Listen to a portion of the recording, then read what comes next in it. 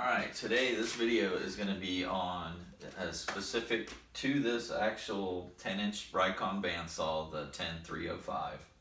And I made a circle jig, circle cutting jig, which is this one right here. And I'm actually going to show you how to use it, and then I'll give you the exact dimensions to fit this one only. So that way you can basically take the plans that I give you, and or the dimensions anyway, and you'll be able to go ahead and cut it real quick. And I did remove this. It's very easy. Unloosen these.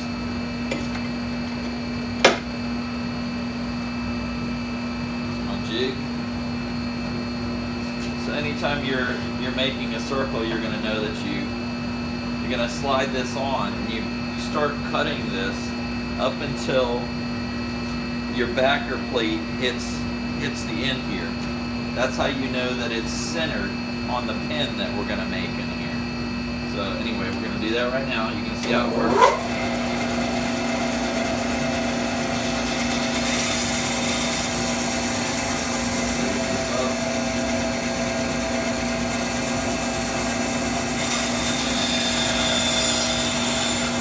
And that's it.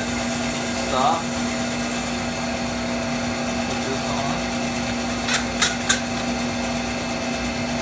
Moving, and now we're just going to start rotating.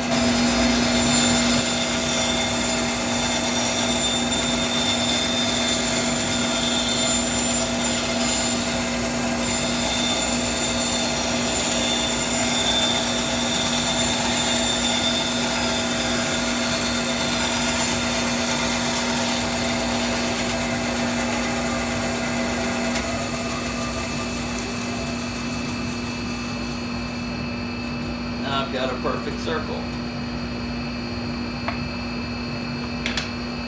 And this is where I drilled a pinhole, but now I've got a nice circle. But I'm going to show you how to make that right now. Okay, so let's go over a little bit how to make this. First of all, it's two pieces, 3/4 inch on the bottom that has no cutting on it. And you'll see that when I disassemble it to show you how to make it.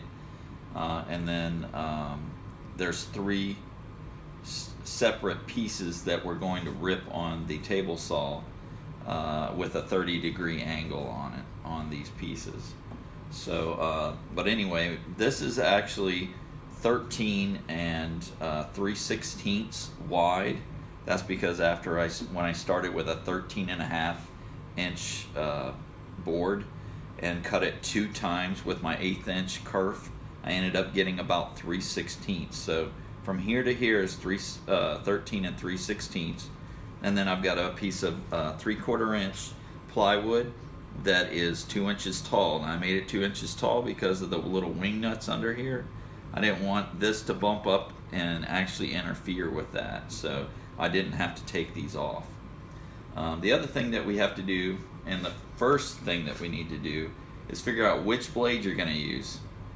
If you've got a 1/4 inch like I do, so this jig is made for a 1/4 inch blade, meaning this center slide, the tenon, where I put the pin in the very center, it lines up with the gullet, between the gullet and the teeth of this blade. Now if we had a wider blade, this actual line would be moved towards me to accommodate for the wider blade being set over farther, and that way your center of axis when it turns will be in the proper proportions if you move that over. And all you have to do is basically take your square, and as you can see, that's bumped right up to it. Now if I put this on the very center of this pin, it would be between those two, so that's exactly where we want it. Now again, if you were going to go ahead, let's say shift it over, and you had the widest blade that this one could fit, you'd be up in this area right here, but it wouldn't be a problem. It's just I made it so that this would fit exactly in the middle. So You don't really need to change your plans or anything like that, or the plans that I give you to accommodate a wider blade. You just need to move this pin up. So the other thing is, there's a couple of things. When we pull this tenon out, right now I have this set on about 2 inches away, so I can make a 4-inch circle. And the first circle that I cut you was about 6 inches. Now we can do this. We can basically keep coming all the way out to here, and we can support our blade, and we're about 8 inches or something like that, so where we can get a 16-inch circle, and we have support here on the back end. Now we could just as easily flip this tenon around, slide this in, and start from here and keep moving our way out farther and farther. Okay. If you put it on the longest, basically the farthest out that this tab will still press on, you could essentially do about a 30 to 31 inch tenon or circle. All right, so let's get to this is a leg leveler with a T-nut. So what I did is I took a 3/4 inch Forstner bit. Basically I centered this. I came out about 1.25 inches or 1.5 inches. Popped a little hole there, drilled this down about 1/8 of an inch, and then came back with a, let's see, I believe this is a 19/64, drilled down through the center. Then I tapped my T-nut in, and that's basically it. I used, like I said, a leg leveler.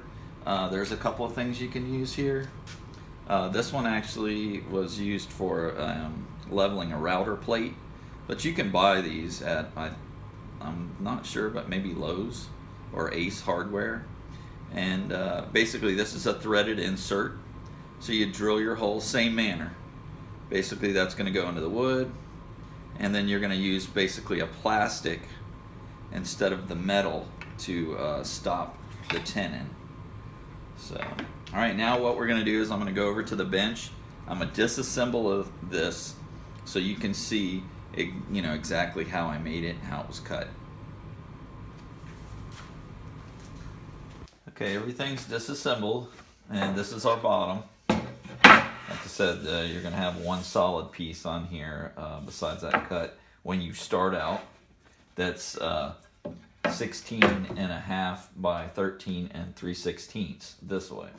Now, we've got our runner that's 5/8 inch by 1/4 inch thick, and it's going to be from this top edge or the front edge on the saw. It's going to be 4 5/8 to this very front edge, and all you're going to do is strike a line. Strike a line like this, and basically make sure that's totally parallel all the way across. And then I've got another line here. Now this other line is because we're going to make our first plunge cut into the wood, and it's going to cut part of the wood here from the bottom to that cut line is 7 inches. The reason why that's important is if you decide that you're going to screw yours down like I did, you don't want to come over here, start screwing your stuff in, and end up putting a screw in its path. So that's why I did that. Okay, now we're going to go over to the table saw, and I'm just going to show you the cuts, and then we'll go ahead and assemble it.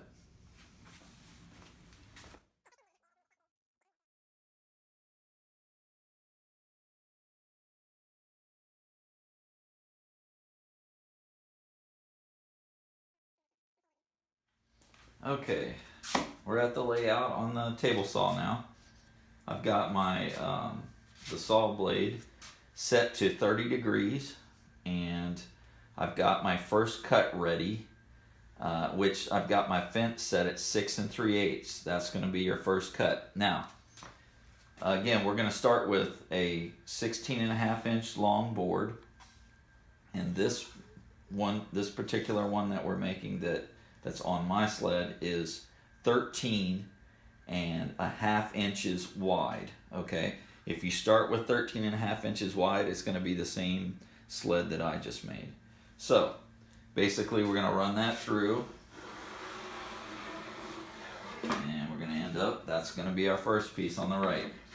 So we're set. Now that's what we have left over. We're going to rotate that around, run that against the fence. We're going to move the fence for the second position is 4 1/8. Let's bump that over. Alright, 4 1/8. I'm going to put that in there, run that through, and now we've got our end piece. Now, that's going to be this piece right here. Now we've got everything that we need, which is 2 cuts, and when we measure this, it should be roughly 13 3/16, maybe a 16th or an 8th, probably a 32nd off, maybe, depending on how well you held it against the fence. So anyway, this is what you'll end up with. Now, we're going to go ahead and put it back together, show you what that looks like.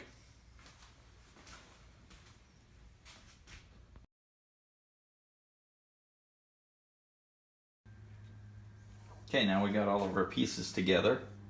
Now, these are going to be solid pieces, obviously, until you go and you run it and cut it out. But basically, go ahead and put your screws in or glue it down. The reason why I chose to screw mine is because if I wanted to make this tenon, I could do that and redo it just in case I didn't like my layout, or change my blade or whatever, and then I wouldn't have a bunch of holes everywhere. The other thing is I can adjust the play in this, so I could actually tweak this just a little bit, enough to, if this was too tight when I put it together. Whereas if you glue it, you're done. So anyway, that's what I did there. Now, okay, we're back where we have assembled it back together, and this is at the point where you want to go ahead and run the new sled into the blade and then clamp it down. It should be firmly against the front portion of the top, so that it's nice and tight. Then you're going to take your square and put it up to where the blade is, and I showed you that on one of the other clips. And then just scribe a line with like an awl or something sharp, and but that's it. Drill you a hole. Mine is a 1/8 inch bit. That's because I had a lot laying around, and this is approximately 3/4 inch, so it only sticks up a very small amount. So once I punch that down, only a little bit sticks out. It's less than 1/8 of an inch, I think, and I'm good to go. So I hope you found this video helpful for making a circle jig for your Rikon 10-inch bandsaw. Thanks for watching.